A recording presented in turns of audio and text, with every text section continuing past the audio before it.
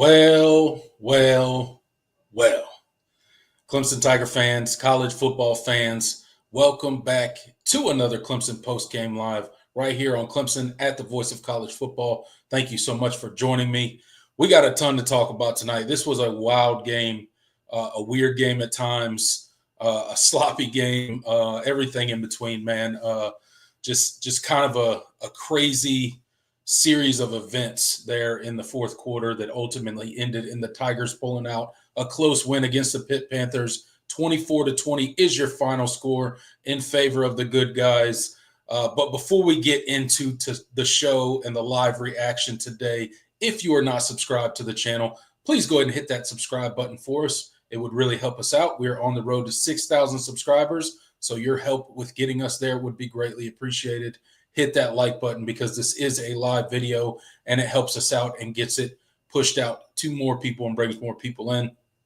And then last but certainly not least, we got the super chat feature available. If you like what me and Jordan do here at Clemson at the Voice of College Football, go ahead and hit that super chat feature. Leave a question, leave a comment, and we'll be sure to respond to it during the live show. And with all of that said, and without further ado, I'm going to bring on my co-host, Jordan Bowman. What's up, man? How you doing? I don't really know. I don't know. That was a football game that we just watched. Was it? That's at times I couldn't tell. I didn't yeah, I know, but I think that's probably the thing I'm most sure of right now is we watched a football game. Okay. Well, that's good because there were points in times where I was in doubt of exactly what I was watching. Yeah. I have a lot of things running through my mind, a lot of takeaways, a lot of maybe some overreactions, maybe some that aren't overreactions. Happy with the win. I'll say that. I'm glad Clemson won the football game. That is first and foremost. Since some people feel like I'm too negative. We're too negative sometimes. Yeah. Happy they won the football game. Absolutely. Shout out to Cade Klubnik. Hey, man. Shout out to Cade Klubnik. Shout out to Antonio Williams. Shout out to TJ Parker. Shout out to Peter Woods. Just a few guys that stand out since we'll start out with some positives. I'm going to do a little toast to those guys. I have this what is it? Wildberry infused blackberry rum. Hey, check that out. Look at that. I'm about to drink this straight up because I need one bad. So got my red. I got my red Solo here. Red Solo cup. All right. Let's see. All right. Hear that? I got some ice. I need it on the rocks. All right, down the hatch. There you go. I will toast with you with my water bottle. That's good. That's good stuff, actually. Good Lord. Sure, sounds good. Yeah, guys, man. Starting off with the positives today, Clemson won the football game. And at the end of the day, that was the goal heading up to Pittsburgh this Saturday. It was a noon game. It was a little weird. Our last trip up there didn't go so well. So glad that the Tigers came out with a win. Before we get into kind of our thoughts on the game, if we have any coherent thoughts on this game, Jordan, quick shout out to the comment section.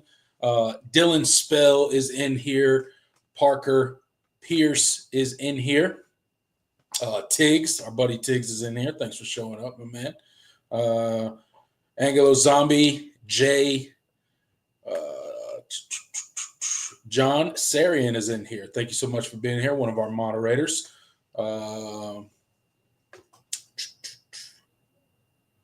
Blackhawks is in here. Hip Elf is in here. Isaac Smith. Let's see. Don't want to miss anybody. Trying to scroll through quickly. Trevor Porter's in here. I think that's everybody that has commented so far. Michael W., Trey Matthews, Smokey the Bear is in here. All right. Shout out Smokey the Bear. The Hard Take is in here. Hey, what's up, buddy? Thanks for stopping by. Christian is in here. Misert 72 is in here. Els King is in here. DP. I think that's everybody. If I missed you, Steel Gamble. If I missed you, I'm sorry. I did not mean to. Thanks for everybody for getting in here already. We got 45 people in the live chat right now. Thank you guys for so much for showing up and supporting what me and Jordan do here on Clemson Football at the Voice of College Football. I've posted the StreamYard link in the chat a couple times. I'll post it again. It is also in the description of this video. If you guys would like to come on at any point in time during the show and give your thoughts on the game, you guys do not have to come on camera, but if you want to pop onto the StreamYard link and give us your thoughts on the game, you guys are more than welcome. It is an open invitation from now until the show is complete today. So we figured we'd try to add a call-in portion to the post-game videos versus our weekly show that we do on Wednesdays to see how that works out. So StreamYard link is in the description of the video. It's in the chat. So click that, come hop in, chop it up with us for a couple minutes, and then you can pop off, and we would appreciate that. All right, Jordan, with all the pleasantries over, with the announcement of the call-in show over, what are your thoughts, man? It's hard to know where to start with this game. Getting the positive out of the way, we won the game, right? Ultimately, that's the goal. Clemson takes the dub 24-20. It felt like we were going to win for majority of the game, and then all of a sudden, Pitt comes and they score 10 unanswered points, and then it's 13 unanswered points, and suddenly they're in the lead, and you feel like the game might be over because the offense was kind of completely inept. Couldn't move the ball, absolutely could not do anything in that second half. But just starting with overall thoughts on the game, what is your instant reaction to kind of what we saw today? Yeah, Clemson was extremely fortunate to win this football game. I think that's something that does need to be said. I mean, that's the game. Sometimes things go your way. And, Clemson definitely got some breaks in this one. And to their credit, they took advantage of it because in reality, that second half, absolutely, you put yourself in a position to lose that football game. Yeah. You were going against a Pitt offense that, first of all, didn't have their starting quarterback. And, they had multiple injuries on the offensive line. They had a questionable health at receiver. There were a lot of things that should have pointed towards a comfortable Clemson victory, but they didn't. Mostly just because your offense was so inept in that second half. You and I both predicted this game to be somewhat pretty competitive. I was 27-20 Clemson. You were 27-17. Yep. If I remember correctly. Yeah, I tend to have good memory. So we both thought, and that was under the assumption that Eli Holstein would play. Like on Thursday, we had no idea. We operated under their assumption. Okay, if we see Eli Holstein, we think this is going to be a good game. But turns out it didn't even have to be Eli Holstein because Nate Yarnell went from, he looked like the quarterback we thought he was going to be in that first half, really. In the second, especially when your offense kept giving that Pitt offense multiple opportunities by not moving the football until literally the last drive of the game. You basically put yourself in a position to lose this game. It reminded me so much, and I'm so fortunate it didn't go this direction, but it reminded me so much of the Miami game last year. You're leading. I mean, you're leading. You had a 17-7 lead in the fourth quarter in both of those games, right? And you were going up against a backup quarterback. You're on the road. All of that. A team that's struggling. because Pitt had lost their last 2 games. And so like there were just so many mirrors to that. And this was a football game that should not have been as difficult as it was, even, despite the shuffling of the offensive line due to the injuries. But, at the end of the day, I mean, you found a way to win. And I think that's ultimately that should be the ultimate takeaway. But there's certainly some, concerns about, this team and whether or not they've truly turned the corner, especially when you consider who you play in 2 weeks. But yeah, you got the Citadel next week, but South Carolina's playing good football right now. They're playing right now. I don't know what the score is against Missouri. But assuming, South Carolina takes care of business there, that's going to be a ranked matchup at home. I think FanDuel has you as like a 2.5-point favorite. Yeah. If you play like you did today, you're getting blown out in 2 weeks. I'm going to be honest. So a lot to take, a lot to consider and a lot to improve upon. But your best players showed up mostly, and that ultimately won you the football game at the end. Yeah, I mean, look, ultimately, like I said, the name of the game is to win, and you are absolutely correct. Clemson was gifted a victory today. Honestly, we didn't deserve to win that game today. We did not play well enough down the stretch in order to win that game. Thank God that Pitt's red zone offense is absolutely terrible, like the worst that maybe I've ever seen. How do you go from second and goal at like the 2-yard line and then ultimately end up on your own 30 where your field goal kicker's kicking a field goal, right? And they did it repeatedly, time and time again. They'd break out of a timeout where you would think you would have your best play dialed up, and they'd have a procedural penalty, an illegal formation, a false start.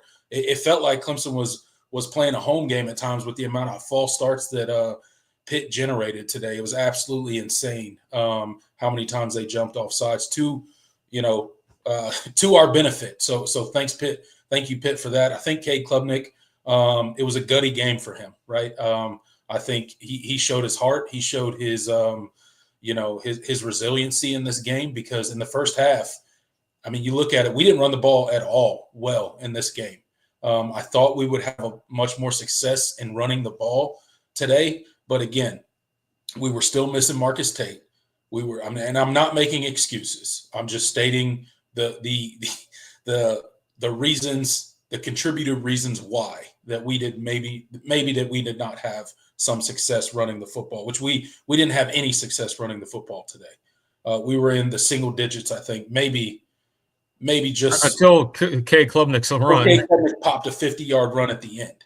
I think at one point in time before that, K. Klubnik was averaging -1 yard per rush, which is absolutely insane. But obviously, we were still missing Marcus Tate. We were still missing Tristan Lay, and Elijah Thurman, as well as he played last week.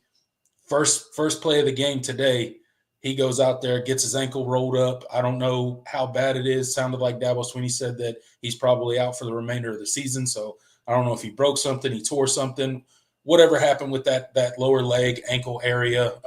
It looked pretty bad on the replay when he got rolled up.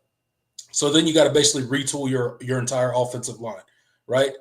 Then your right tackle has to bump over to left tackle because Cade Klubnik, you can't leave him flapping in the wind with that. And, you just play musical chairs along the offensive line. And it was clear that guys were playing in positions they weren't necessarily the most comfortable playing in. And with the defense that Pitt plays, that presents a lot of challenges because they're going to bring a lot of heat. They're going to disguise pressure. They're going to come after the quarterback. And they consistently came after Cade today, and they hit him a lot. Cade got beat up in this game. In the first half, he had a lot of success throwing the ball. He did really well. Threw for 2 touchdowns, obviously moved the ball up and down the field at times without that running game. But the second half was a completely different ball game. We could not get anything going. And part of that was what Pitt was doing on defense with the pass rush and getting Cade uncomfortable, flushing him from the pocket. Part of it was Cade making overthrows. Part of it was, a lot of different things. But we could never get the running game going. The defense, I think, played well at times, didn't play well at other times. But ultimately, they got 16 tackles for loss, 8 sacks of their own. So they brought their own pressure. TJ Parker had an amazing half of them. He had half of them. 4 sacks for TJ Parker today. So an absolute just dog of a performance for him. Good to see Peter Woods get out there and really look like Peter Woods, right? Obviously, he's probably a little bit more gassed than he usually is coming off of the injury. But his presence was immediately felt. At the linebacker position. Again, you're missing Wade Woodaz out of nowhere. I didn't know that was coming. Suddenly Wade Woodaz isn't playing due to some injury sustained last week that we never heard about, which is par for the course in college football. But then, Sammy Brown, you're like, okay, well, we got Sammy Brown. He got a ton of experience last week. He's going to come in here. It's another big opportunity for him to prove himself. And he gets dinged with a targeting penalty. Absolutely the right call. It was targeting. No dispute about that. It's just an unfortunate series of events. And then D. Creighton's got to come in and really step up, right? So that leaves you vulnerable. R.J. Mickens goes out in the game as well. Your big experienced safety that's been kind of your anchor for that secondary all season. He goes out as well. So there was a lot of challenges for Clemson today. Ultimately, they got the job done. It was a very ugly game. And Pitt helped us a lot. I'm not going to lie. So, I mean, that's kind of, my initial thoughts on the game. Yeah. I mean, you nailed it. And that's, we talked about it before the game. We said, if you want to feel confident in a couple of weeks, you need to have a good showing against a Pitt team that, while is very, I mean, listen, we knew how Pitt was going to try and play this game. We talked about it. This is a Narduzzi team to the T. They play physical man coverage, and they are almost obsessive in trying to generate pressures and tackles for loss, at the expense of giving up the big play, as you saw in that first half. But they really manned you up on the outside, and then they didn't let you run the football. And for whatever reason, that style of defense continues to perplex this offensive coaching staff. It does. You don't know how to. I mean, they did a really great job in that first half. Cade made some really high level throws too, but they did a really good job of attacking and taking advantage of Pitt's aggressiveness on the back on the front end and hitting on their back end. And so like it just disappeared in that second half. We stopped trying to attack the defense, really. Yeah. We got a lot more, side to side with our play calling and with our offensive, scheme in the second half. Didn't really make a lot of sense to me because you were seeing a lot of success, especially across the middle in the first half against that defense. You were getting a lot of success. I mean, there were opportunities there, and some of them were on. I mean, I think of that third down in the second quarter where Cade completely looks at the broadcast pointed it out. He's completely fixated on the left side of the field. Antonio Williams is up there, is sitting there on that hook, wide open. Like nobody, that hook zone was completely vacated, sitting at the sticks. I tweeted it. I was like, why wouldn't you ever look, not even look at Antonio Williams on a third down like that? I don't know. He was wide open too. He was wide open past the sticks. It would have been an easy first down. Yeah, I mean, if I'm if I have Antonio Williams on my team, every third down, I'm at least looking his direction for a second just to see what's going on. Absolutely. Because he's just, and he wasn't perfect today. He had a couple of plays he wishes he had back, but I mean, he was big when it counted, and that's your best receiver ultimately. But. Just offensively, I don't understand how you can have 12 yards of offense in a half, especially when in the first half you had over 200. Most of it, pretty much all of it through the air. But still, you had no running game, and you were creating passing plays. Cade was accurate. The receivers were getting open. You were attacking their coverage. They were playing. When they were playing with outside leverage, or when you had a favorable matchup, you were hitting on it. That went away. And I know Pitt certainly made adjustments. And when we go back, when we go back and rewatch the game, maybe you get a different perspective. But yeah, they couldn't have done anything that different that you were perplexed, because they were still sending pressure. They were still taking a lot of gambles.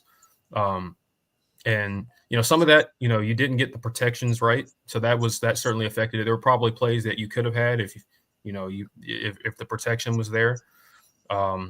But still, it just some of the other times you just didn't have the play. You didn't have the play call. I'm very perplexed at this offense right now, and kind of how they've looked. The first half against Virginia Tech, obviously, basically most of the game against Louisville. Yeah. You're seeing consistently the same issues. So I don't know. I don't know what to think about it, but doesn't make me feel good about 2 weeks from now. That's for sure. Yeah, we'll certainly get into that as the weeks come, but definitely going to make that game much more interesting. Not looking forward to that necessarily right now, but we'll see how it goes. We do got a caller waiting in the back, Jordan. We got the hard take back there. Made him wait a little bit. Yeah, sorry for making you wait so long, but we're going to go ahead and bring on the hard take and see what his thoughts are on this game that we just watched. Hey, what's up, man? How you doing? Doing pretty good, man. Doing good. Can you guys hear me? Yeah, you sound good, man. It's good to see you. Thanks for coming on the show. Oh yeah, it's great to actually get to talk with you guys one time. When I was looking at that game, like if you have any, let's say you're playing Madden all these years, you have that one cousin that you play that blitzes every play, all out blitz. There's a cure for that. There's a cure for that. And you have the tight ends. So what do you do in that situation? What is a man killer with full blitzes? You either run a quick mesh concept or you run slants on the inside. Yep. Or you throw a dump right to the tight end over top of the linebacker that just blitzes. So when I was looking at this game, that was what was so frustrating was because the line, even though it had been jumbled around with injury and everything, they were not making any adjustments. And this goes back years now with Clemson, that we are going to play the Clemson offense and we're going to die on this hill. And that the Clemson offense, if we execute it, we're going to win. Clemson just beats Clemson. Then why does the NFL teams make adjustments? Why do better teams make adjustments at halftime? The reason for all this is that, like, you have to, there are good players on other teams and there are good coaches. So sometimes you have to scheme your plays and your playmakers open. And that's what I've been so frustrated with this Clemson team, is that they have playmakers. Like you said, in the first half, they were able to attack over the middle of the field. They were attacking at probably the quadrant zone of 15 yards on the field and beyond, in the middle part of the field. That's where they were hitting and getting a majority of the yards. If you notice in most of the games throughout the season, that when Clemson has attacked that quadrant, or well, I guess that third of the field, 15 yards and beyond, is when they were blowing teams out. Yep. And that's when a lot of things were happening. So it's not the wide receivers, and I don't necessarily believe it's the quarterback. It's two things. It's not making adjustments when you should to get your playmakers the ball. And that's one thing that's so strange about Dabo Swinney, is he got his job, got to keep his job, and became the coach at Clemson by getting his playmakers the ball, and that being C.J. Spiller and Jacoby Ford back in the day. Now, right now, we're seeing a frustrating moment, I guess, in time where it's like, well, this has worked for me in the past. I'm just not going to let go of what's got me there. And I think it's time to make some adjustments based upon, if a team makes adjustments and you've only thrown the ball for 14 yards in the second half, you can't run the ball. For the second reason I was going to bring up is that, A, when everyone's blitzing everybody, there's another two things that you cannot do, whether you're playing a video game or if you're a coach at any level. If they're blitzing, all out blitzing, sending 8 guys, 7, 8 guys all the time, you cannot run RPO and play action. You will get your head knocked off every time. And that's what happened with Maffa. 2 times in the second quarter, you saw him get drilled right when the ball's handed off to him. They're sending more people, and they never made the adjustment. So I'm glad that, like I said, I'm glad that we got the win, but there's got to be a change in knowing that you actually have to scheme for opponents, which I do believe they do to a certain extent, but I don't think that the in-game adjustments happening from halftime, a timeout to the third quarter, I just don't think it's there, and I think that's what's killing this team. No, I agree.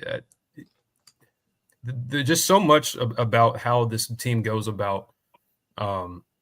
When they get looks from the defense, like they did a great job in the first. I thought they had a really good plan. They knew that Pitt was going to be really hyper aggressive. I mean, that it's a Pat Narduzzi defense. Like that's he's been like that since he's been at Pitt. That's they showed the graphic. Clemson and Pitt and Clemson lead the country in tackles for loss and sacks the last 5 years. That has always been their identity. And they just did not do a whole lot to adjust to the adjustments. And now we're and it's not just this week, obviously, like you mentioned, like this has been a consistent problem under multiple coordinators. And so it makes you wonder, like, why there is this kind of disconnect when you have, especially this year, when you have the playmakers, you are in a much better shape from a skill talent standpoint than you've been the past couple of years. And quarterback, I mean, if you don't have Kate Klubnik, you don't win this game. And so, like, you have the guy, and obviously Phil Maffa is an outstanding running back, and you basically allowed them to not only dedicate all their resources to taking him out of the game, but also being able to stop your passing game. Like, that should not happen.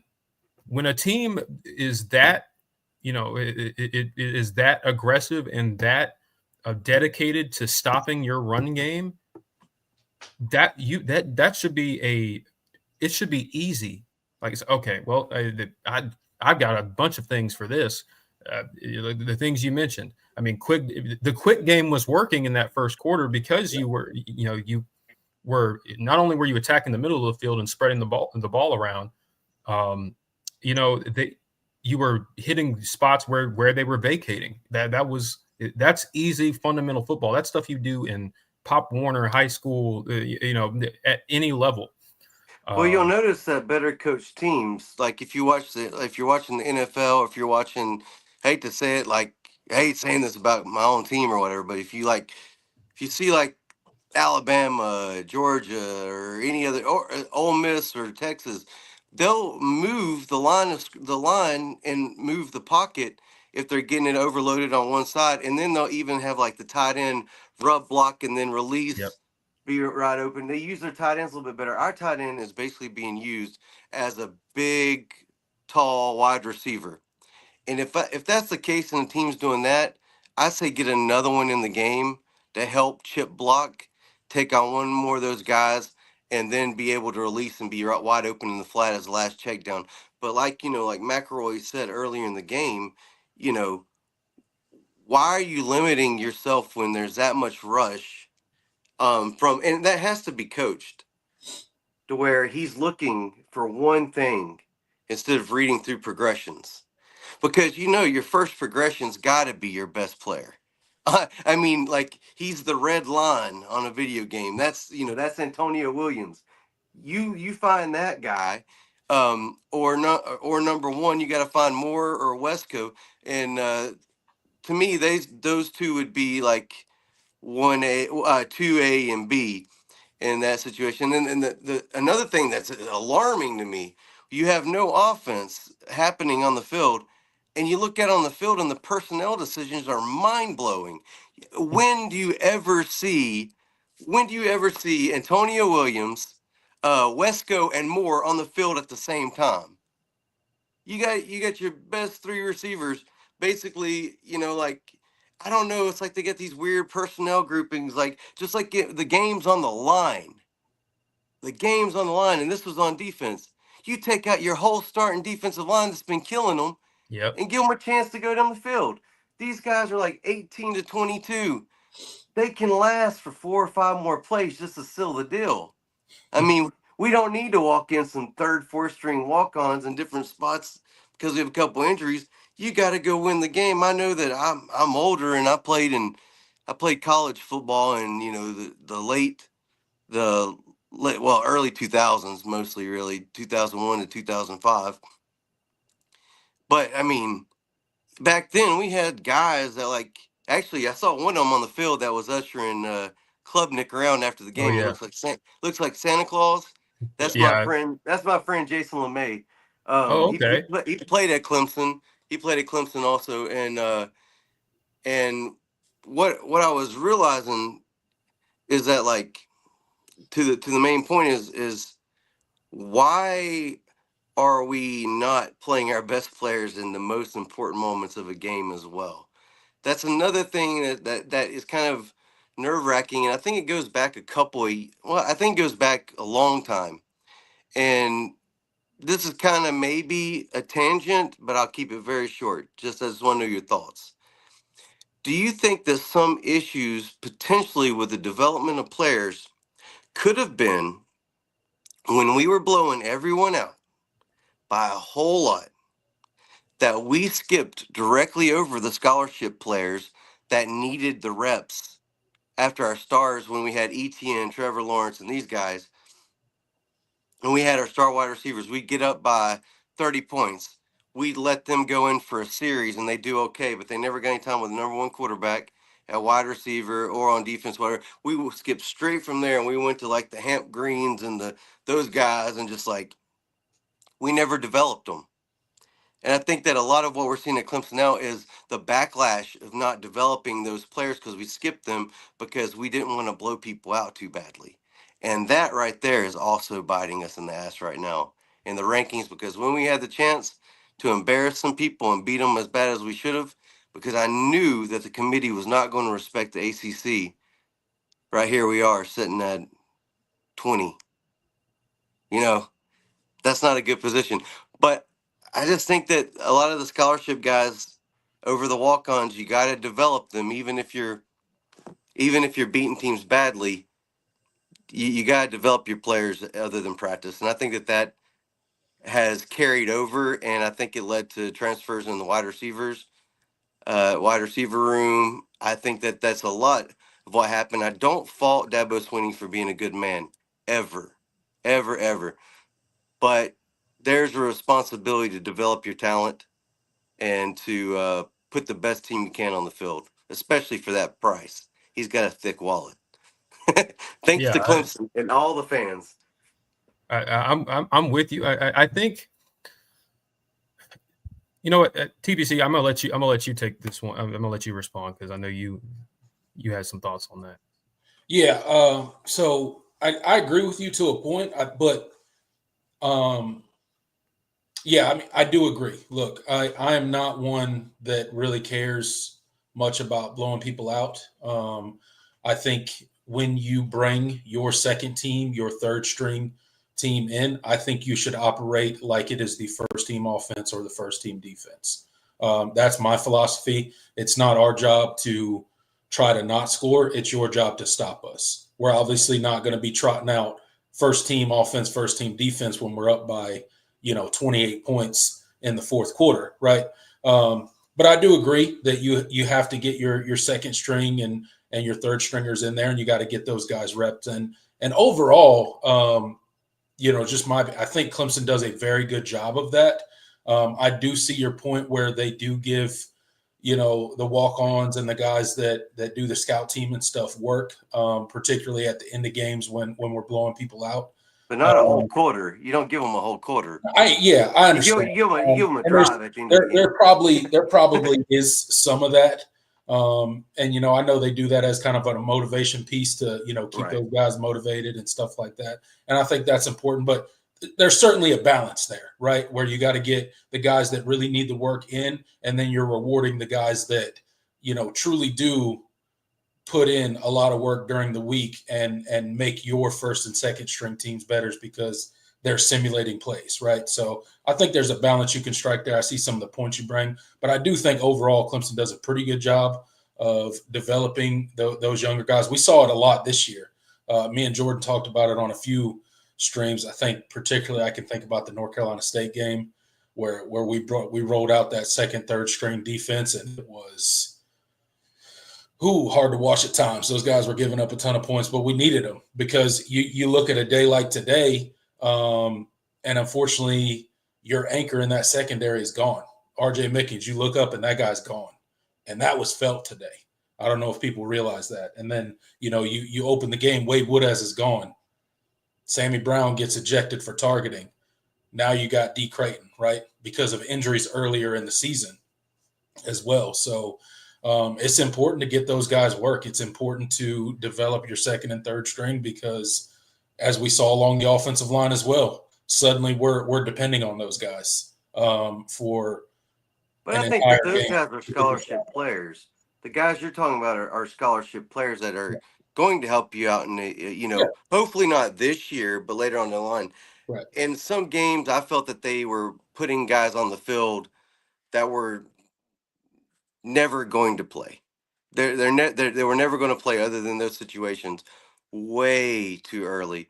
And I think that's why you say like EJ Williams never fully got developed and whatnot, because he was kind of getting, he wasn't going to start over who was there. He got a couple of series here and there. He'd go and he'd get a series or two, but Clemson was up so much, Dad would put other people in. I think that happened a lot on the levels. What you're saying, I completely agree with, because you need that depth to fill you out for the rest of, that's your fruition or what you have in situations like today for sure. Yeah. But sometimes I think the guys that you're talking about getting experience is the ones I'm saying to leave in. Don't skip past them until they get their development time. Yeah, I got you. I understand what you're saying. Yeah. And I think you both are making good. I think it's just the thing is it's not uniform across every position, and I think that's kind of one thing that was pretty evident is that you have some. I mean, obviously you're not going to have the same level of depth everywhere. I need to turn my light on. My lighting got really, really crazy. I hate that it gets dark at 5 o'clock now. But I'll finish my point and then fix it because I know I probably look like I'm staring at the pearly gates right now.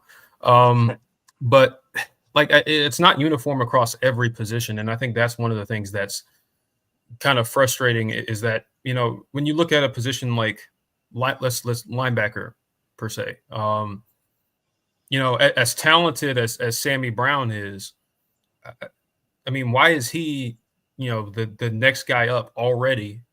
When you have guys like, I mean, obviously Kobe McLeod is out for the year, and he was definitely one of he was basically the first guy off the bench, so that hurts. But why is why is D. Creighton hardly getting snaps until he's thrust into a situation like this? And I thought he had his moments, but of course he gave up a touchdown, tough matchup against one of the better tight ends in the ACC. But he was competitive, though. He was competitive. He was competitive. I thought he didn't get. I was very worried because we had not seen much out of him to this point this year.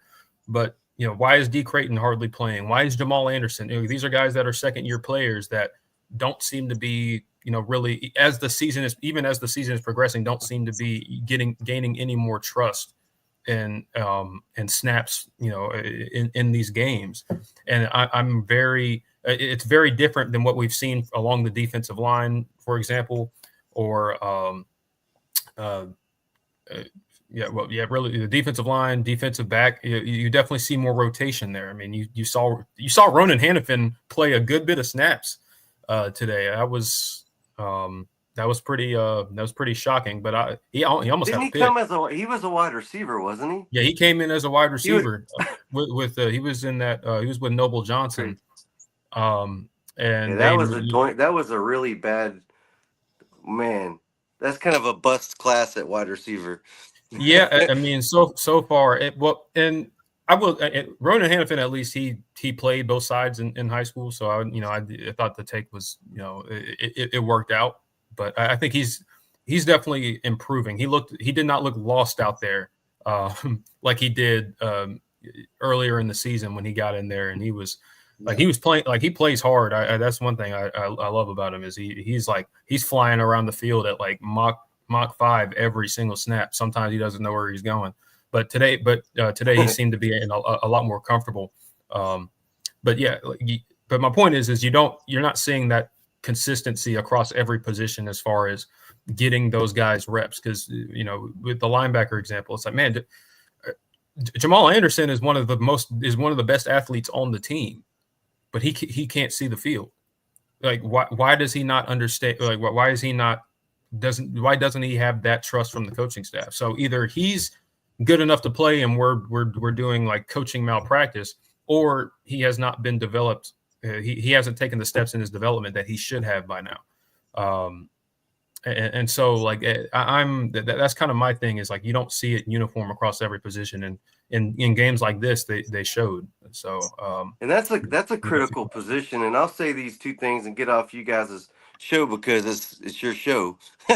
But about the linebackers especially, when you're looking at the linebackers, like you said, Anderson is an incredible athlete. They've got a lot of speed in all those positions, but the way that by definition, Sammy Brown, if you don't put him on the field as a coach, him being a 5-star, that's the reality of the nature. You got to be the dude. As a top 15 pick or recruit, you've got to be that guy. That's the pressure about being a 5-star. You should be able to step in and make plays almost everywhere you go. Now, uh, you're right 100% about why Anderson isn't on the field or hasn't been there as much. But another thing about that is that you're seeing that at cornerback as well.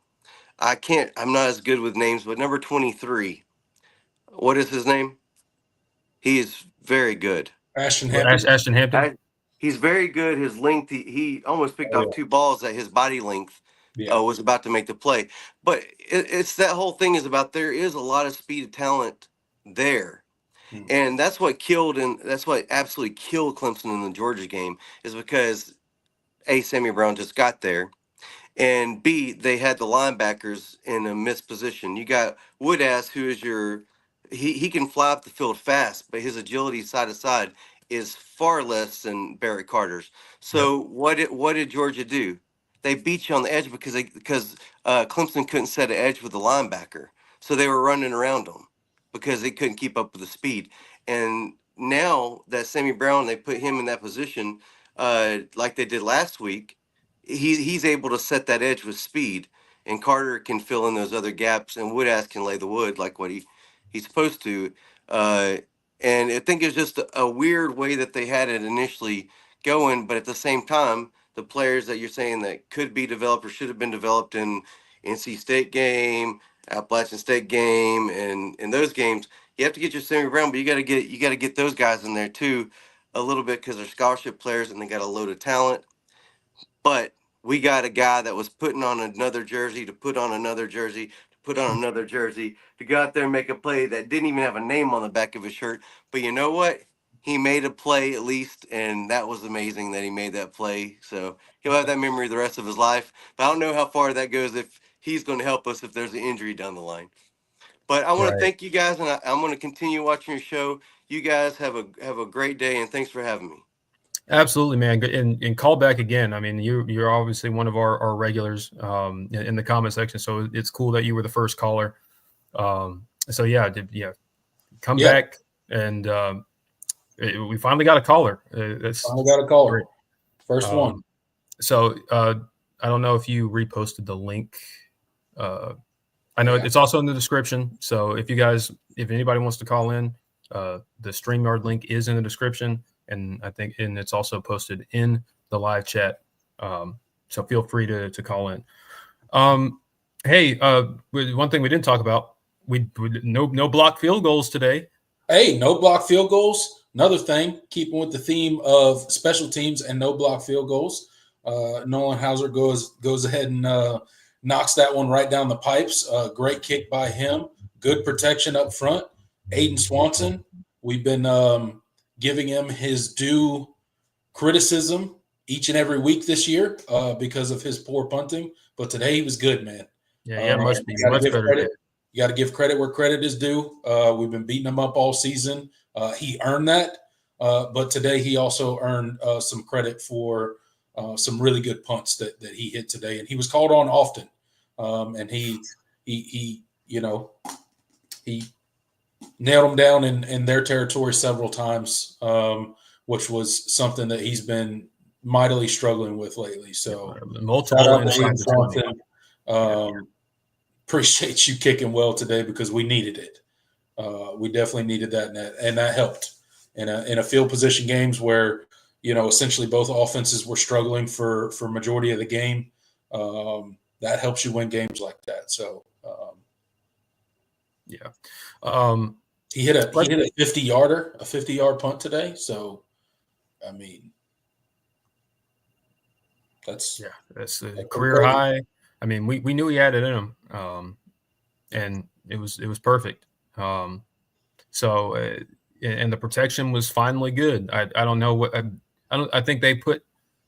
I know they inserted Chapman Pendergrass, the walk-on offensive lineman, in the field goal blocking unit. That seemed to work for whatever reason. So shout out to Chapman Pendergrass. But other than that, we talk about special teams. I mean, it didn't lose. You executed from a punting standpoint. Obviously, you made your one field goal attempt. You didn't really have much in the return game, but you also didn't give up anything in the return game, really. Right. Absolutely. Can't be too upset. For the most part, special teams was a wash today, which is that's a win. That's a win when you're a Clemson Tiger and your special teams has been as inconsistent and bad at times as it has been for us this year. I agree with you, Isaac. Punting is still not great. I was just giving Aiden Swanson a little shout out because he probably had his best day of the season, and we needed it today. So although that it does not make up for all the bad punting that's happened this year, at least he had a pretty decent day. Punting the ball for us. Yep. Let's we didn't really get into the nitty gritty about the offensive line. But obviously we are not in the best shape right now as that stands. We're in a bad spot right now on the offensive line. And if we don't get some key guys back come 2 weeks time, we're going to be in a lot of trouble. If we try that offensive line that was out there today against South Carolina, it's going to get ugly probably. But I know you got some thoughts on the offensive line, so go ahead and give us your thoughts on where we're at right now. Yeah, I mean, you nailed it. I mean, at Pittsfield, I don't. Acrisure Stadium, I don't know what they do. Everybody was getting hurt. Everybody was slipping. Everybody was rolling ankles and twisting knees. Like multiple guys up for both teams going out. Like that was, both teams were already pretty beat up going into the game, and then you have the injuries that Clemson and Pitt sustained, and it's like, and you see guys slipping and sliding. Like Pitt literally had to get like. It was a basic screen, Pitt had it blocked up well, and the guy just, the receiver catches it and just slips and falls as he's trying to change directions. You had Phil Maffa on it was a basic inside zone, like Cade Klubnik takes the snap, and as Cade Klubnik is, as Phil Maffa is taking the handoff, his back foot just gives out on him. Like it just. That was really frustrating. I don't know what they do over there as far as their. I mean, it's an NFL stadium, so you would think that the maintenance would be pretty good, but to me, that field looked really dangerous as far as the playing surface is concerned. But anyway, offensive line, Elijah Thurman goes out first play of the game. You have to move Blake Miller to left tackle. You move Walker Parks from right guard to right tackle. Yeah. You move Harris Sewell to right guard, and then you insert Trent Howard at left guard. Like that is such and I can't say that like they made the wrong decision because we don't know, we're not at practice every day. Like that was probably their best, at least their best performing unit in practice when situations like this arose. Yeah. That's the Especially but the only person playing their position was your center. Brian Linthicum, yeah. That was the only person playing his actual position along the offensive side. Walker Parks played right tackle early in his career. That was like 3 years ago. Like, a long time ago, and he hasn't played tackle since then. And he's also just physically and health wise not in the shape that he was. I mean, he's out there playing hurt. Like that's every week. Every week he's out there. Like we thought he might not. Before the season, in the off season, like there was a chance he wasn't going to play football again. So right. like now he's out there at right tackle trying to block these extremely athletic Pitt Pitt edge rushers, and then you have Harris Sewell, who is really talented but still pretty inexperienced, right? And having to move from his move guard spots, and then Trent Howard is a guy that just has not really given you much of anything when he's played, regardless, and you're inserting him at left guard, and obviously Blake Miller going from right tackle to left tackle is I don't think people realize how difficult that is to flip sides, because everything about your technique it has to flip. It changes. Where you're looking, your hand placement, your feet, how your stance. There's so much, like, and I didn't even play offensive line in high school, but like all I've ever, any offensive lineman you talk to, anybody that's played knows how difficult that is. Yeah. To me, that's the equivalent of being like a right-handed batter, and then suddenly like you're forced to switch left-handed. Yeah. Just because. Like, that's not easy, man. No. That's not easy at all. And for the second week in a row, to your point, like you got a guy with Walker Parks playing every snap of the game. There's a reason that he's been rotating every single week with Harris Sewell to keep his snap count down up until the injury to Marcus Tate, right? Harris Sewell and Walker Parks have kind of been rotating out because they're trying to keep Walker Parks' snaps down because he is playing injured. Yeah, and that's, and it's unfortunate because you've really got you're really going into your depth now. Yeah.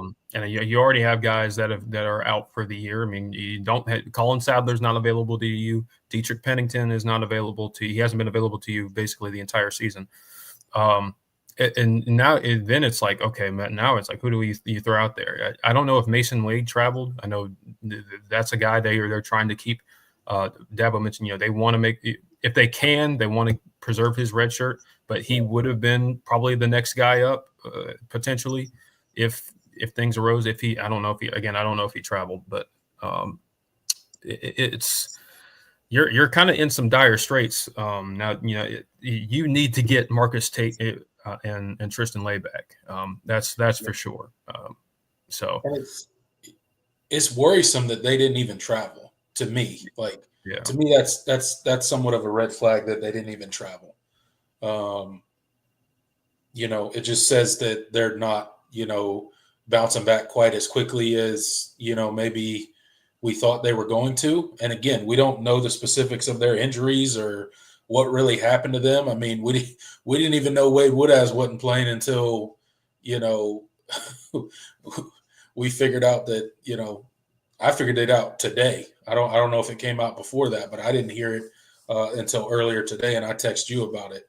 That Wade Woodaz wasn't playing today. I didn't even know he was hurt. So, yep. But we gave we gave the offense a good ripping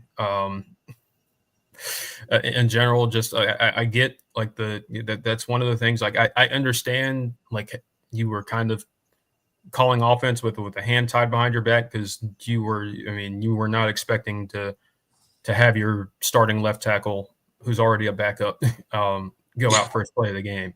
Freshman backup, by the way. Yeah, true freshman. And it just, they were very, like, we had no answers once Pitt shored up in that second half, like, and that's concerning, because if you don't, I mean, these are the guys, some of these guys are guys you're going to have to rely on next year and beyond. So it's certainly concerning, especially going forward with the injury situation along the offensive line. All you can really hope is that some of those guys shake back and get healthy. It was clear that Pitt was not going to allow Clemson to run the ball at all today. There was going to be no running the ball. Phil Maffa was not going to be a factor in this game. They made it very clear early on in the game, and they continued that theme for pretty much the entire game. But the adjustments that they made at half, with essentially just bottling up our offense, and unfortunately, I think our offensive staff had some to do with that, because to me, our play calling changed a little bit in the second half, and we weren't doing some of the things that we were doing in the first half that were translating to success on the football field. Yep. But, and then defensively, we talked about the defense's effort in that first half is definitely contributed to the win, and they certainly were not helped in that second half by the offense. But there were definitely some moments where I was like, oh boy, yeah, that's the defense we've seen at times this year. Just some of your, whether it's poor tech. This was Avion Terrell's worst game. He was flat out, he was flat out not very good. He was bad today. Some of, not all of it was, some of it was just a receiver making a tough catch, but the pass interferences, he's a very physical, he grabs, like he does that. Learned that, good cornerbacks know how to do that without, and kind of towing the line as far as pass interference and not. And he's done that really well for most of the season, but today it was blatant stuff, like just flat out yanking the guy on the little zig route that they ran on the goal line. Like that's going to get called, man. Like that's you have your arm around the back. The back judge can see that. Like pushing the guy to the ground on the sideline over there. On the sideline, like that was unnecessary. You had worked him to the sideline. Just get your head around and make a play on the. Even if you don't make a play on the ball, just push the receiver out of bounds. But he was in position to make a play on the ball. He didn't have to touch the receiver. All he had to do was, because he pushed the receiver and then he made a play on the ball. Just go make a play on the ball. Don't touch the receiver. Yeah. I'm not worried about it. It happens. This is like his first bad game, like, ever. Yeah. He'll be okay. So, the thing that surprised me about him today, though, is not necessarily all the PI calls, because sometimes that happens. Some referee crews call it a little bit differently than others, and he made some bad choices today with his PI stuff that you kind of pointed out.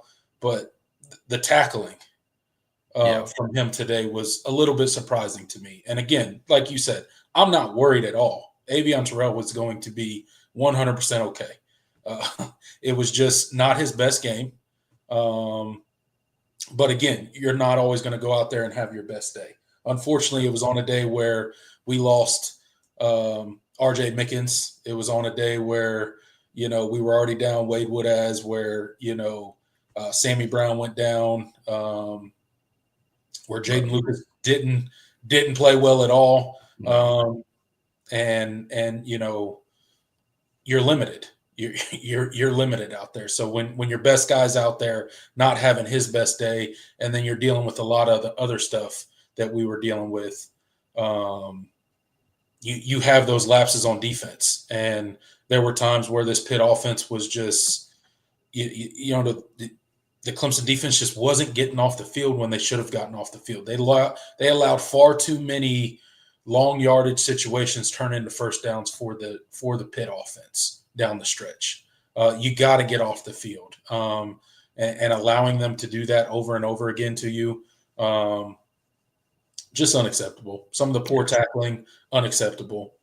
That kind of stuff. But I do think with the negative stuff about the defense, the pass rush was great today. You got the quarterback on the ground. You had 16 tackles for loss. They really came after Pitt. They really challenged them. They got in the face of this quarterback. And, shout out to him, man. He took a beating, and he didn't look phased at all. Yeah, he took some shots by some big dudes, man.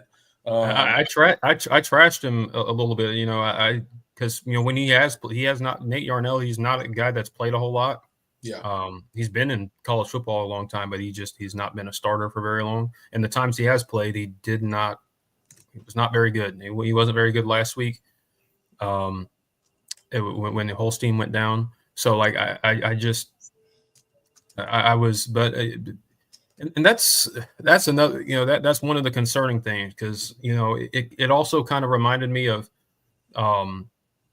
honestly a worse version of how you played against Florida State at times. You made Brock Glenn look a lot more competent than he really was.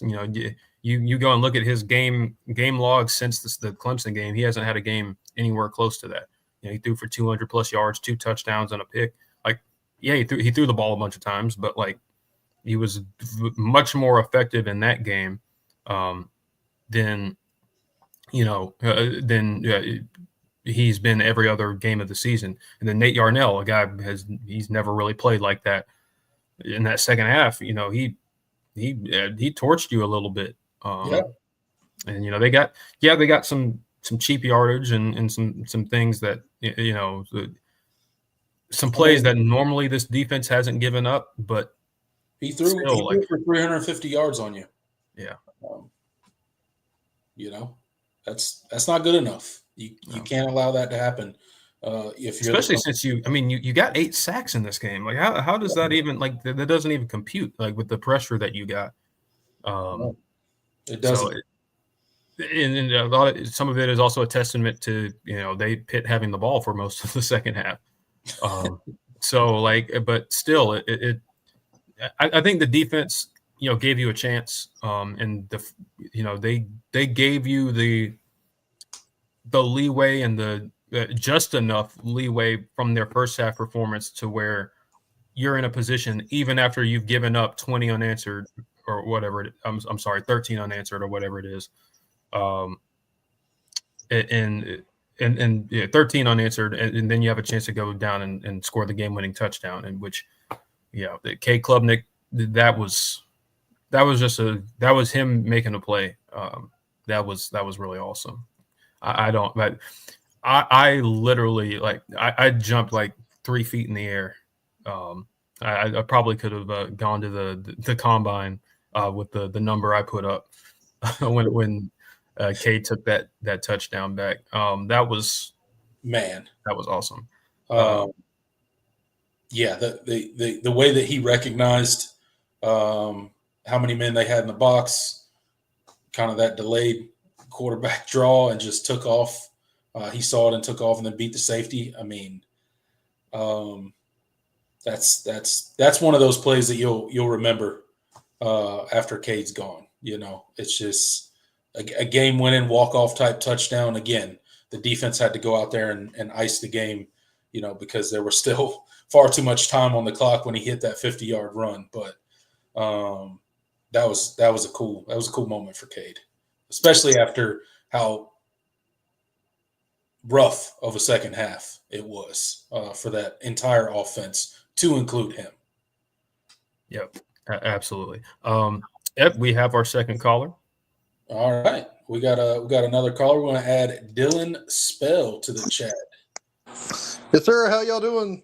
What's up, man? How's it Good, going? man. Oh man, I'm still alive. I almost had a heart attack at the end of that game. I feel you. Yeah, but no, starting the game. There's a lot of negative tonight, but let's be positive. We had a lot going for us the first half. The second half, Cade was not on. And I know that's what y'all mentioned there. I heard a little bit of that while I was waiting. But there were some plays there to be made, especially with, I believe it was Phil Maffa there in the flat, and then he had T.J. Moore down the field at one point. And the last thing I remember, I think it was might have been the first half. Who was it? It was Troy Stellato. He underthrew Troy Stellato in the game. Yeah. So I mean. I think that one was a little bit more unfortunate that he kind of had to throw off his back foot, but it probably was a little bit late, so that also didn't help. But yeah, like to your point, like there were some throws, like especially how surgical he was in the first half. Yeah, there were some throws he missed and some reads he just didn't make, but he pulled it through. But I interrupted you. Continue your thought. Oh no! Well, I just thought he got nervous. Y'all mentioned all the people we had injured. The first play of the game, his left tackle, somebody he depends on. You were already on your second string at that point, and then the commentators even said that whenever they talked to Pitt and Arduzzi, that they were just going to continue the same game plan they had on defense, because they thought eventually they were going to get to him, and they got to him. And, you saw the same thing with DJ and Georgia. I mean, I know Georgia and Pitt's not the same team, but what happened to him after that? Well, let's hope that doesn't happen with Cade. I think Cade he showed tremendous resilience with that last run. Mm-hmm. And so it's really good to have the Citadel, so that way we see what game plan, what he can open up. So that's all I have for you. But I've been a Clemson fan my whole life. I mean, look at that. Going back to the national championship. I know we're not there this year, but I'm sure we'll be back. Yep, we're working. We're working. Yeah, one can hope. Thanks for having me on, guys. They're definitely absolutely doing and try to get back. I don't have a concern. I understand what you're saying about Cade and previous trauma, I guess, with Clemson and quarterbacks, taking that kind of heat. But I think not only with that run at the end of the game, what Cade did, but if you've seen Cade and really paid attention to him this season, he's not the same quarterback. Last year, Cade would have went into a show and we would have 100% lost that game. Yeah. No doubt about it in my mind. We would have lost that game last year with the version of Cade that was Clemson's quarterback last year. But he's grown a ton. You can see the leadership. You can see the resiliency that he has on the field. And he doesn't always, make the right plays. He doesn't always, make great throws. But he's a resilient kid, man. And he's going to go out there and give it his all. And I think that last run just shows it. I don't think that pressure has the same effect on him this season as it did in previous seasons, So yeah, the tag on that, like he knew as soon as he scored that we were going to win the game. So like he had trust in his defense to close the game out too. So. Yeah, I mean, you saw how he celebrated. I was kind of nervous. I was like, I was excited in the moment, but I was like, oh man, defense, like my minute left. with how the defense had looked and how we just how they couldn't get off the field on those last couple of drives. I was like, oh boy. I definitely felt a little better because it was a touchdown that they needed and not a field goal. If they would have just needed a field goal. We would have going back to the 2017. I'd have been like, they're getting this field goal for sure. Here we go again, another walk-off field goal by Pitt. Yeah. All right, thanks, guys. Y'all have a good evening. Hey, thanks for hopping on the show, Dylan. Yes, sir. All right, bye.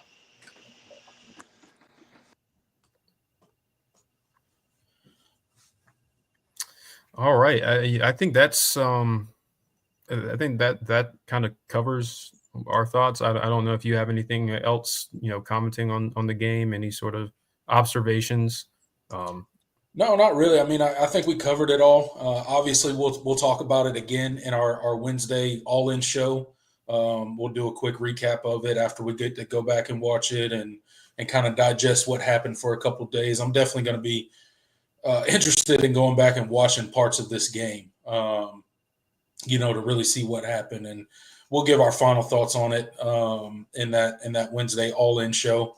But we got 52 people in the live chat right now. Thanks so much, guys, for showing up. Hit that like button while you're in here. Get it as close to that 52 number as you possibly can. We would really appreciate that. The Clemson Tigers get a win, man. And at the end of the day, it wasn't pretty. It wasn't always good on offense or defense at points and times in this game. But again, we did just enough and got just enough help from the Pitt Panthers to pull out this victory. So the rest of the ACC quote unquote race to the championship is not in Clemson's hands. They barely took care of business, but they took care of business. And then we'll see how the whole Miami SMU race to the ACC championship shakes out. Again, Clemson's got no control over it. Miami and SMU both have games next week, ACC games. Clemson is done with conference play. We play the Citadel next week, and then on to South Carolina for rivalry week. Absolutely. Let's kick it over to the comments, the live chat, see what y'all are talking about. I see there's been an ongoing argument about DJ Uyunglele. I've been glancing over and seeing that periodically. I'm not sure why he's the topic of discussion. He hasn't been the quarterback here for 2 years for the season, and he doesn't play for Clemson anymore. Right. I got nothing against DJ, but he ain't got anything to do with Clemson anymore. Right. And why? Yeah. Okay. See anything else? Christian says we need to talk about Barrett Carter. Yeah, he had one of his games. He wasn't. It wasn't terrible all game, but he had some rough moments. Even though the when he was in coverage against Desmond Reed, like I wasn't even that upset about that. Like Desmond Reed is 5'7" and extremely fast. Even though he was slightly hobbled, like that's a running back on a linebacker, and he had no help like that. That's a tough play. You didn't really get home as far as pressure because it was a long development play. But yeah, just I was more disappointed some of the soft tackles. The one on the side, the Desmond Reed, like he was just sitting in the flat, and Barrett Carter just he is 5'7", 180 pounds maybe, right. And you like armed. I don't know what he did. He just kind of ran into him and just slid off of him. And it wasn't like he got like. I would understand a shifty guy like that. You get juked out of your shoes or something like that, but it wasn't even that. Like he did last week against Virginia. Right? Yeah, like Colin Schlee, the quarterback, juked him out. They did my boy Barry Carter dirty on that. Yeah. They kept showing that play, but no, it wasn't even that. It wasn't even one of those situations. It was just, effortless. Poor effort in tackling. I don't know how else to describe it. It just. I don't know. Just really poor tackling. And that's been a theme for this defense reoccurring, not just Barrett Carter. It's been a theme for this defense reoccurring all season, and it showed up again against this Pitt team. And you turn, 2, 3, 5 yard gains into, 10, 15-yard gains because you can't tackle or you take bad angles. Or you get caught looking in the backfield when you got contained, right? And then suddenly somebody breaks contain and they're off to the races. Jaden Lucas got twisted up on one of those today where he was crashing in far too hard. Yeah, I know that just horrible run fit. Just like, what are you doing? That's not where you're supposed to be. Yeah, I mean, and it's basic football. I mean, you learn that in Pop. Like you got to force that back inside. Why are you taking that? Why are you taking that angle inside and allowing him to get outside? Like it just that turned what should have been maybe a 5-6 yard gain into a chunk play. Exactly. You didn't do basic football. Basic football fundamentals. John Sarah said we struggle with Des Reed. Yeah, he had himself a game. Yeah, 170 something yards between rushing and passing, or rushing and receiving. He had himself a day for sure. We talked about him before. Is that's got to be your first concern, because honestly, Pitt's receivers were very underwhelming today. Like they had a couple of, I thought Kanata Mumfield was, he was a guy I was like, okay, in the passing game, like he's a threat, but he didn't really have much of it. He didn't really have himself a very good game. He had a couple drops. Their receivers in general had some drops. And so I was like, okay, well, if you take care of Des Reed, like everything else is, it makes everything else a little bit easier. But and Dabo did say before, it's like you can't really take him out of the game, but you got to limit his effectiveness, and I don't think they always did that very well, especially in the second half. But yeah, I just there were a couple of disappointing performances just on both sides of the ball. You mentioned Barrett Carter, Jake Brenningstool. You gotta catch the football, man. You have to. You've had a couple of these types of games now this year, and it's like, well, okay, man. Like you're supposed to be one of the best players on the offense. You're supposed to be one of the reliable targets, especially since we basically use you as a big wide receiver. Like you're not a very good blocker. Let's call it like it is. And he certainly wasn't very good in that department today. So it's like you got to catch the football when it's thrown to you. That's the least you can do. So that was frustrating as well, because there were some plays that could have been had that weren't made.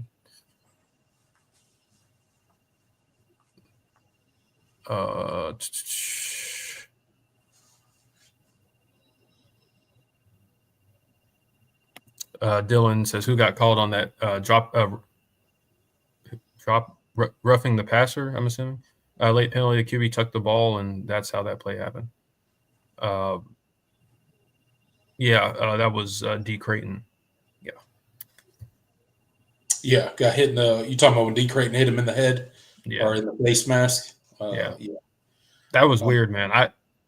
First of all, we do need to talk about this a little bit.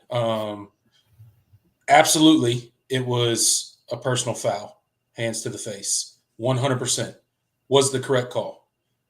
However, you can't call it 2 minutes after the play's over just because a head coach is upset.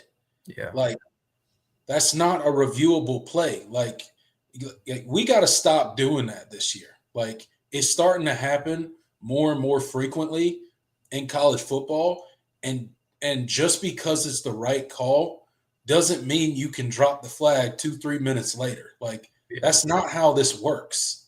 You can't retrofit penalties because you watch it on the Jumbotron and realize that, you messed up as the referee crew and you didn't call an obvious penalty. You can't then go retroly call the penalty. Like, we got to stop this, man. And it's not just because it went against Clemson. Like, it was clearly a penalty. They did this called during the play, but you can't then argue about it with the coach for 2.5-3 minutes and then go drop a flag in the middle of the field. Like, what are we doing, man?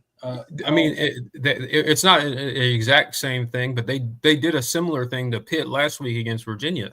Like, on that fourth down, Virginia snaps the ball is ready to be snapped. Virginia snaps the football and they get stopped on fourth down, and then the line judge or whoever comes in and says, I wasn't ready to start play, and then Virginia,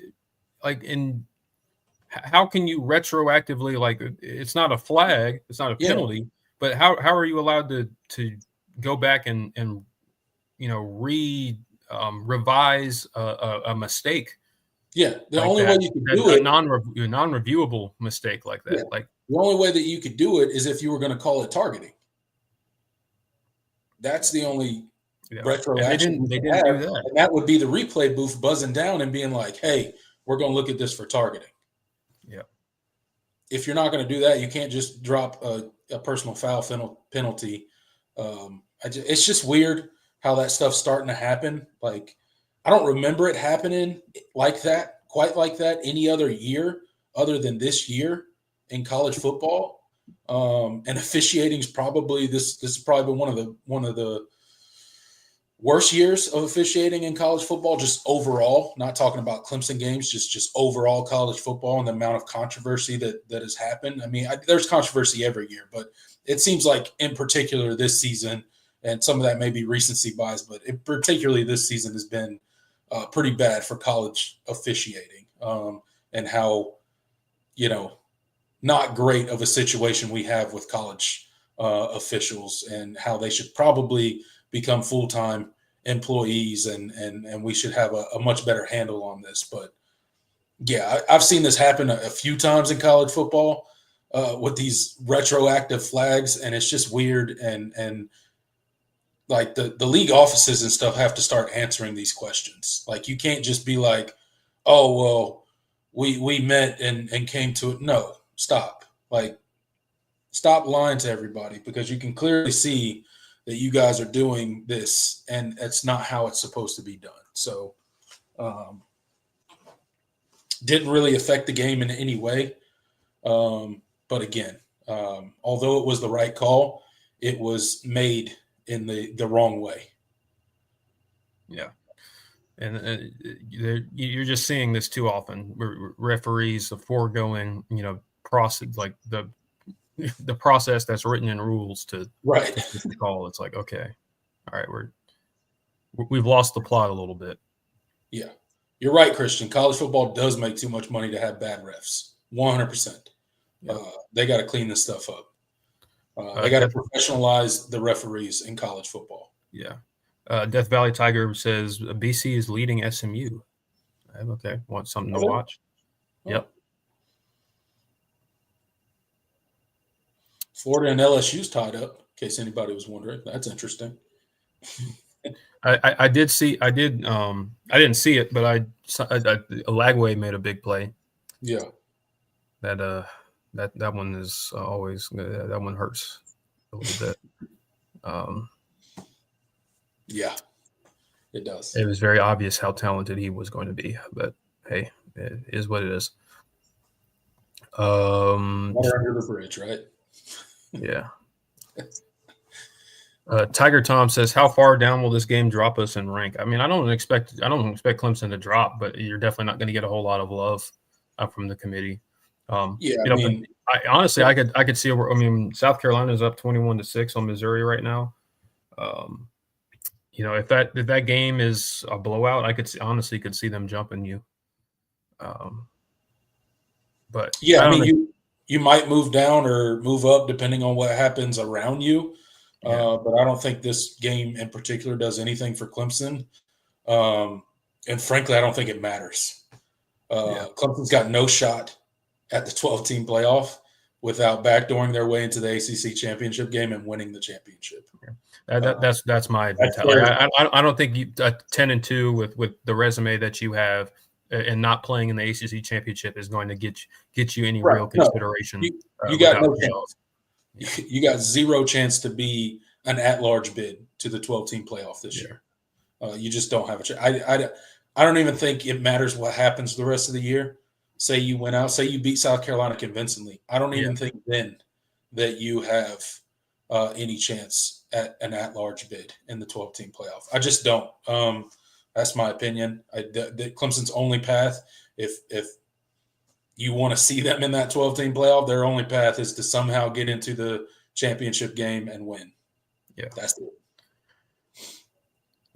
That's what I think. This committee is not going to give them any love for winning out the rest of their games. Isaac says, y'all think it's time to bench the freshman wide receivers or dial back their snaps a little? They've been struggling with drops the past couple of games. Well, everybody's been struggling with drops. I don't I mean, Antonio Williams has had a couple of drops. Jake Brenningspool's had a couple of drops. I mean, most of your major pass catchers have had drops at this point. So I can't even really. No, I don't know what's struggling with drops. He's just not getting very many targets as of late. But yeah, I mean, he did have that big play on Clemson's second touchdown drive. Yep. That he almost dropped. He wanted to drop it. He thought about it. Yeah, he thought about it. But yeah, their teams are more cognizant of both of them, and they're still learning as receivers in this offense. Yeah. So they're just there's tape out there now, right? So all those DBs and all those defensive coordinators now they're scheming it, right? They know what Brian Wesco's strengths and weaknesses are. They know what TJ Moore's strengths and weaknesses are because they've just played enough football at this point to they're no longer an unknown commodity on Clemson's team, right? Yep. They know exactly what to expect from those guys. So I think that's a normal progression. Yep. But yeah, the drops are getting a little much for this. They gotta rein that in. It hadn't been a huge problem most of the year, but starting last week especially, and then today, you've had some critical ones. Yeah. John Sarin says, anybody catch Cade yelling to the Pitt fans after his touchdown, pointed to his name on his jersey? It looked like from the bench. They must have talked trash to the bench all day. I mean, Pitt, they were talking trash. I mean, when Cade got ran out on the sideline on that play, he should have threw the ball out away. He was over there like a long time. They were like that Pitt bench was in his face. Like they were yapping and jawing at him. Pitt. I have no doubt Pitt talked a ton of trash, and I'm sure Clemson did too. But it was a physical, chippy game. That's for sure. Yeah, guaranteed there was plenty of trash talk both ways. But Pitt fans they like to go at you a little bit. So yeah.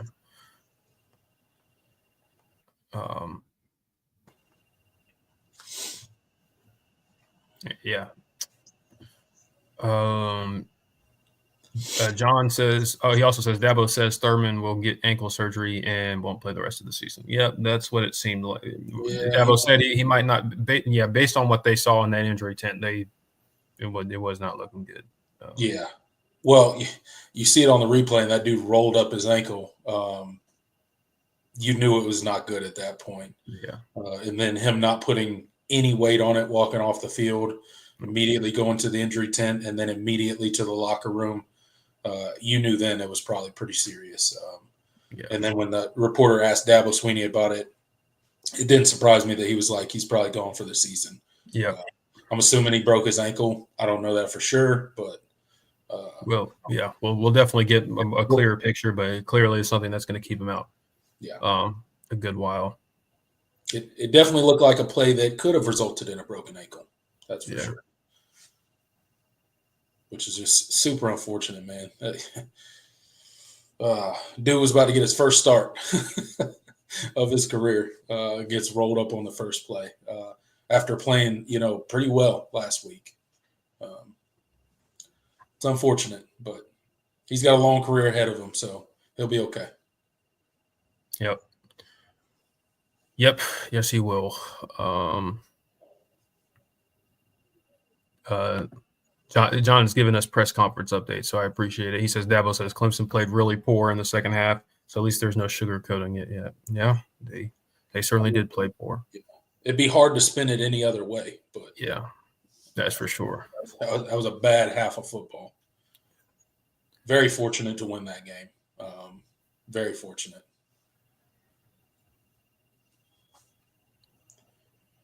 When Pitt tied it up in the fourth quarter, I was like, we're going to lose this game. Yeah, I felt pretty confident we were going to lose that game. Like, we are going to lose this game. We're going to find a way to lose. And then, the offense goes out there and does nothing. Pitt gets the ball back, goes down. Should have probably scored a touchdown there, but they kick a field goal instead. And then, we saw the rest. The rest was history. Cade Klubnik with the heroics to win the game in the end. But I felt far more certain that we were going to lose rather than win as that fourth quarter kept going longer and longer. Yep. Dylan, were we close at getting Lagway? I thought we were closer on Jaden Davis. Neither were you. Early in the cycle, you were very. I mean, you were very in it on especially you were in it for DJ Lagway.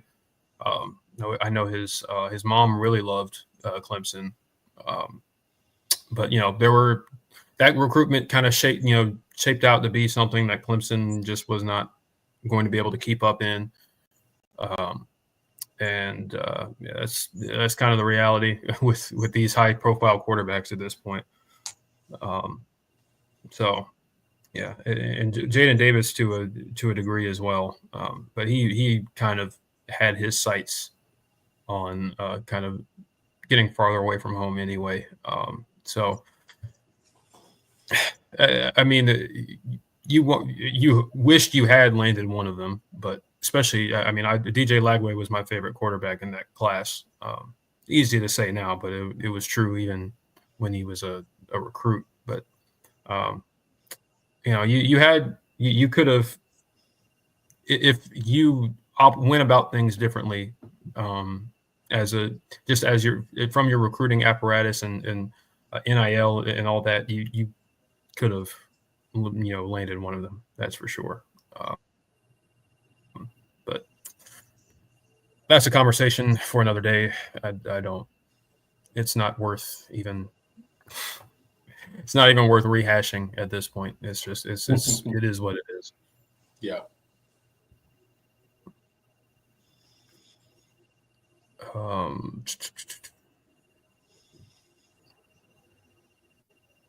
Hell's King says a good offensive coordinator would get those receivers in position to be their best.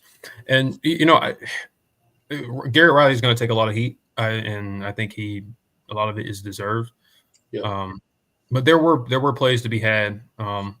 Sometimes you didn't block it up well, and sometimes Cade, there were certainly moments where Cade missed guys. You could have been up 21-7 at the end of the first half. With that, if I'm remembering it correctly, was that the end of the first half or beginning of the second? I can't remember. The missed throw to Antonio Williams down the seam, like he was. I think that might have been second half. But you could have gone up 21-7 there. Already talked about the one that he didn't even look at Antonio. Yeah. There was a moment. There was a play where the throw to Troy Stellato where he had a step, ball was late, and he had to throw it off his back foot because of it, so it was underthrown. There were certainly there's certainly throws and plays in this game that you could have and probably should have had an explosive passing play. But yeah, I think the down stuff with Garrett was kind of frustrating with how they were going about attacking Pitt's defense and how aggressive they were playing. It just looked like we were very, very uncomfortable. And that's when you've seen it this many times, you shouldn't be uncomfortable with how aggressive these teams are playing you. So that's frustrating. That's frustrating. Isaac asked a good question. How did the BYOGs from Wednesday shape out? Mine, not good. Not good. I don't even remember. I had 3 or more tackles for loss for Sammy Brown. That did not happen. Probably could have happened. It might have happened, but he got ejected in the first half. Luckily for Clemson, it was in the first half, so he can play. Not that it'll matter much against the Citadel. At least I hope it wouldn't matter much. But again, what did he finish with? Let's see. Sammy Brown, 2 tackles. So not no tackles for loss. So I did not do well with my BYOG or so. Yours was 2 or less drops for the wide receiver room.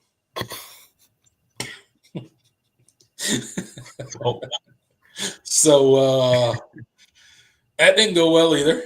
No, it didn't. You know, shout out to me and Jordan, 0-2 in the BYOGRSL sweepstakes this week. So not good at all. But yeah, we tried. We tried. Yeah, we tried. Don't come to us for any betting advice. Yeah. Although I did this morning when the news came out that Nate Yarnell was getting the start, I said I quote tweeted Pete Thamel and said, I can't wait for this game to be close for no reason. So I did at least get that one right. Hey, there you go. Hey, you called it. We did call a close game.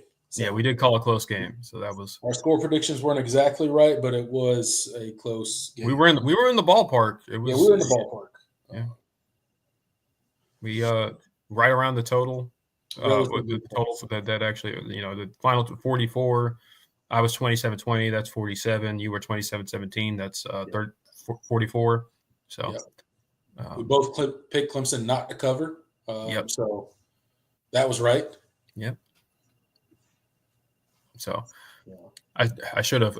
I don't bet on Clemson, so I could have won some money on that, but whatever. Tick says we need BV back. Yeah, well, good luck with that. That's probably not happening anytime soon. He's probably not going to stop being the Oklahoma head coach to come be our defensive coordinator again. Yeah, I don't. Yeah. I mean, with that said, I'll welcome him back with open arms. Oh, yeah. Yeah, absolutely. BV can come back anytime he wants. Not my decision, but, that would be my answer. If he's sick of doing the head coach thing, hey, come on back home, buddy. We got you. Yeah.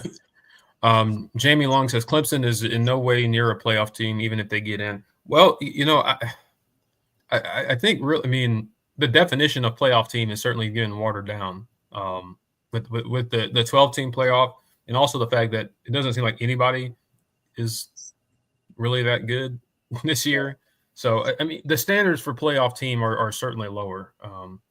Now, I agree that I wouldn't feel very confident going into any playoff game with this team the way they're playing right now. So, I'll be honest. Like, I understand what you're saying, Jamie Long, and I agree. I'm not that interested in seeing this team in a 12-team playoff. I just don't think we're there, man. Like, and I'm not rooting for them to lose at all. So don't, nobody twist my words. I want them to win out. If they get into, if they somehow get enough help to get into the ACC championship game, I hope they win that. And then obviously they would definitely be in the playoffs. Yeah. But, I don't think they would fare well in the 12-team playoff. I'm just being honest. I don't think Clemson would fare well. Now, again, that would go to matchups and who's going to be in there. And, I may change my mind if they somehow get into there and you see whatever their first matchup's going to be based off of, personnel and stuff like that. But overall, this team is nowhere near contending for a championship. Yeah, I'm with you. I think ultimately I predicted this team. I thought this team was a 10-2 team before the year. So, I mean, scaling back the expectations a little bit, like they're kind of where I thought they would be in some ways. In some ways, they're not. And obviously the context of, how they played during the 6-game winning streak kind of has changed the perception and kind of the sort of regression the past few weeks is kind of made this a little bit more harder to swallow. But, I think ultimately this program needs a playoff appearance, even if you're not really all that well suited to go win a championship or even really necessarily win a playoff game. I do think just getting there, I do think would mean a lot.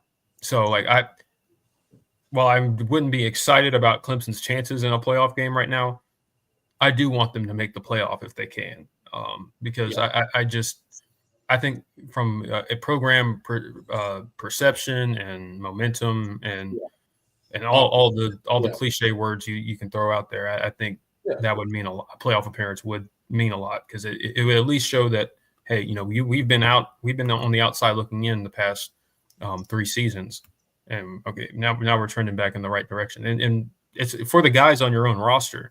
And the talent that you accrued especially in the 23 and 24 class, like you sold these guys that they're going to be the ones that bring you back. Right.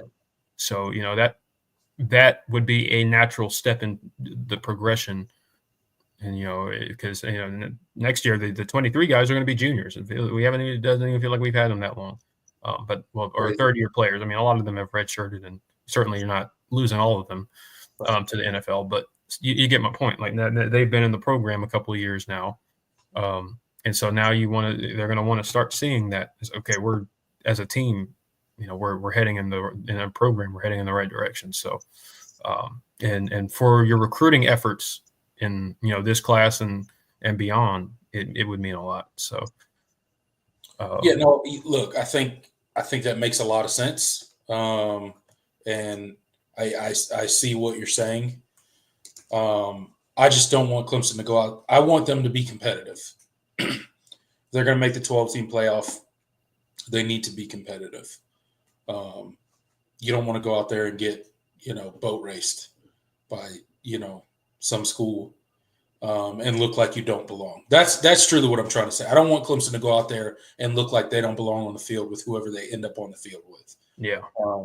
You can take losing a competitive game, especially in a playoff, because, all of those teams should be good football teams, right? So losing to them is not necessarily the end of the world, right? But you got to be competitive, I think, if you make it. So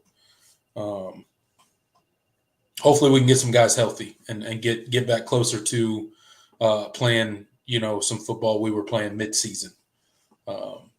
And this offense can figure a few more things out because there's still some big question marks on this offensive side and on this staff and, how they're adjusting and handling things that defenses are starting to throw at them now that there's, more tape on them and what they're trying to do on offense this season. Defenses have clearly adjusted over the past couple weeks, and it's still giving us fits. So just being very frank, this offensive staff needs to go figure it out because it's not going away. And defenses are going to keep mimicking what other defenses have done against you until you learn how to, counter what they're doing. So need to see the offensive staff do that. And then obviously defense, when they're playing good, man, they're good. And then when they're not, you're just like, what is happening? Who are pull your hair out? Yeah. It's like you want to poke your eyes out and not watch it anymore. When they pretend like they just don't know how to tackle sometimes. It's just mind-numbing at times. But we'll see how it shakes out. Again, unfortunately, none of it is in Clemson's hands at this point. Obviously, they need to focus on the rest of their games and, next week should not be a problem. But that following week against South Carolina, you mentioned it earlier, that is that's going to be a game. Yeah. You're sitting at I believe a 2.5-point favorite right now. I don't know. Who knows what it's going to look like a kick. Like this is we did not, come into the year expecting that, if you had told me that, coming into the season that the South Carolina game would be the spread would be within a field goal, I'd be like, oh God, Clemson must have had a horrendous season. Oh no. We must have lost 6 games. Yeah. But no, I mean, you're 8-2 and, you're ranked, but, South Carolina, they're having a heck of a season. I mentioned they're up 21-6 at halftime. So, they are well on their way. I think they play Wofford next week. So looking like it's going to be a top 20-ish matchup in Death Valley in a couple of weeks, and they are playing with a lot of confidence. And you play like you did today, might be a long day. So I think that's a good wrapping point. Put a nice bow on what this game was. This is certainly one of the strangest football games I've watched in a while. Yeah, it was an interesting game. Like I said, can't wait to go back and watch it. We'll give kind of our final thoughts on it this Wednesday on the All In Show. With that said, guys, keep in mind we do a show every single week called the All In Show every Wednesday at 8 p.m. You see the banner scrolling across the screen. Come check it out. If you guys are not subscribed, hit that subscribe button, hit that like button before you get out of here. Thank every single one of you for stopping by today. Still 36 people in the live chat right now. We've been going for coming up on an hour and 50 minutes, so time to wrap this thing up, Jordan. Yeah, man. Echoing what he said, thank you guys so much for tuning in.